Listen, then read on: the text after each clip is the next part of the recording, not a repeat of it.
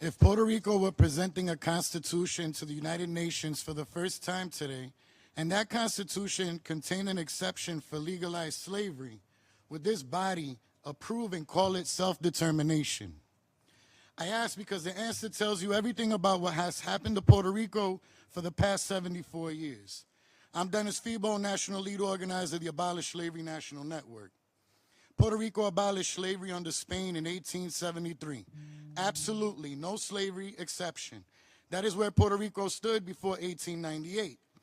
Then the United States arrived, and their federal 13th Amendment slavery exception came with the military occupation, an amendment Puerto Ricans did not ratify.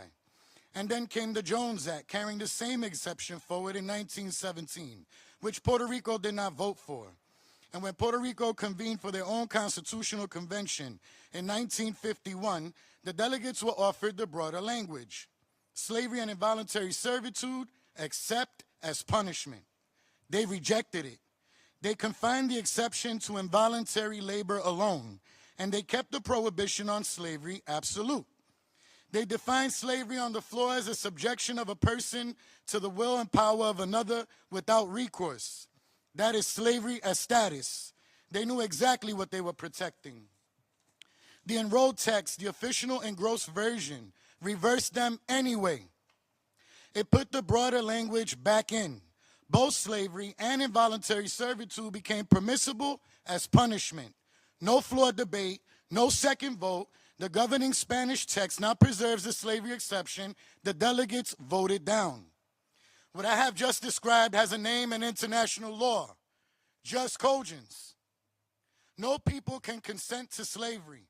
No legislature can authorize slavery.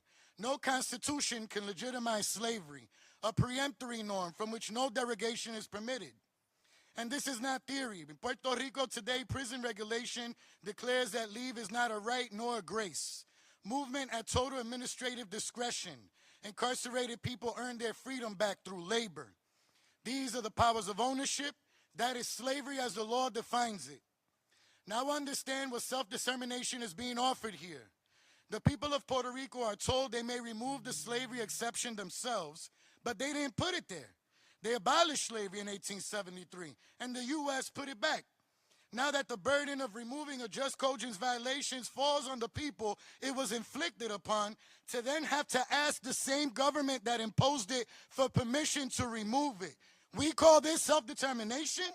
A body that Puerto Rico does not fully elect gets to decide whether to honor a vote to end legalized slavery.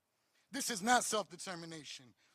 That's asking for permission to end a crime against humanity, permission to abolish slavery. This committee would not approve that constitution today.